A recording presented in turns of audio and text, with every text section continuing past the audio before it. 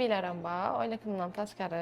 Mən Qoşqarva Şahzadə Finlight Akademiyasının buğalteriya kursu bitiruvchisiman. Kursga gəlishdən ildim, Panetdə işləganman.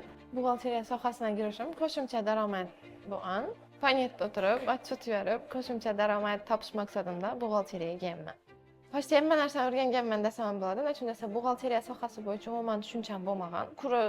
Buğalteriya sohasini hisobot yuvarishdan iborat, oylik yozishdan iborat deb o'ylaganman, lekin bu hisobotlar ham turlari ko'p ekan. Dars jarayonida eng qiziqli bo'lgani men uchun amaliyot bo'lgan. Nechun desa, o'rgangan narsalarimizni amalda ko'rganmiz. Keyin bazada ishlashadiniyasida o'sham qiziqli bo'lgan. Bu buğalteriya kursi men faqatgina bilim emas, yo'l barda dars ekan bo'ladi.